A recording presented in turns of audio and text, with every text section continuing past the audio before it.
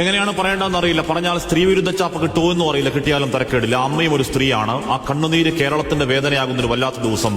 അത് പറയാൻ കഴിവില്ലെങ്കിൽ പിന്നെ ഈ കോട്ട് എടുത്തിട്ട് ഇവിടെ വന്നിരുന്നിട്ട് കാര്യമുണ്ടോ?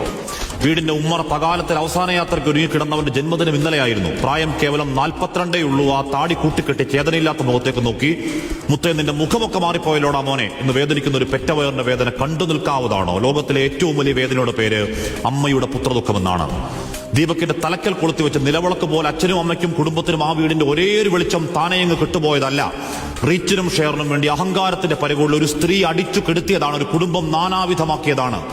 അങ്ങേയറ്റം വേദന ഉണ്ടാക്കുന്ന ഒരു ആത്മഹത്യയിലേക്ക് ചാടി വീണ് അവരുടെ രാഷ്ട്രീയവും മതവും ചികഞ്ഞ് 10 വോട്ടിനുള്ള സ്കോപ്പുണ്ടോ എന്ന് നോക്കുന്നവരുണ്ട്. ചെറുനക്കുന്ന ചെന്നായ്ക്കൾ, അത്തരക്കാരെ വിട്ടേക്ക്. ഇവിടെ പ്രശ്നം അതല്ല. അക്കാലം അത്രയും എല്ലാവരും നല്ലത് മാത്രം പറഞ്ഞൊരാൾ, രാമന്തിയോളം കഷ്ടപ്പെട്ട് അധ്വാനിച്ച് കുടുംബത്തിന് വേണ്ടി ജീവിച്ചൊരുത്തനെ സോഷ്യൽ മീഡിയ കമ്പോളത്തിന് വേണ്ടി സൈബർ ആൾക്കൂട്ടക്കൊലയിൽ തൂക്കിവിറ്റ് കഴിവേറ്റിയതാണ്. നവീൻ ബാബുവിന്റെ കാര്യത്തിൽ എപ്പോഴും പറഞ്ഞതുപോലെ മരിച്ചുപോയവർക്ക് വേണ്ടി ആഞ്ഞുവാദിക്കൽ ഉത്തരവാദിത്തമെന്ന ബോധ്യത്തിൽ മാത്രമല്ല, വീഡിയോ പലയാവർത്തി കണ്ട ബോധ്യത്തിൽ പറയുന്നു. ആ യുവാവ് 110% നിരപരാധി. ഭാരമുള്ളൊരു ബാഗ് ഉയർത്തുമ്പോൾ അറിയാതെ പറ്റിയത്, റീച്ചിന് പറ്റിയ ഒരു കോപ്പ് കിട്ടിയ ആനന്ദത്തിൽ ചിരിച്ചുകൊണ്ട് ലൈംഗികാതിക്രമം പകർത്തിയെന്ന് ആരോട് പറയാനാണ്?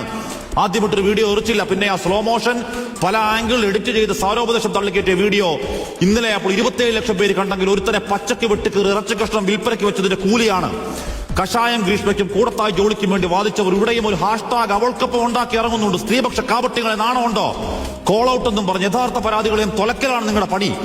ശരിയായ പരാതിയിൽ ആർജവത്തോട് അവൾക്കൊപ്പമാണ്. പക്ഷേ ഈ വ്യാജങ്ങളെ, സോഷ്യൽ മീഡിയ കോണ്ടന്റ് അപരാധങ്ങളെ സ്ത്രീ സമൂഹം ചെറുക്കുന്നില്ലെങ്കിൽ ഇനിയും അച്ഛനും മക്കളും ഭർത്താവുമടക്കം മച്ചകത്ത് തൂങ്ങിയാടും വേട്ടക്കിരകൾ, ആൺ ശവങ്ങൾ.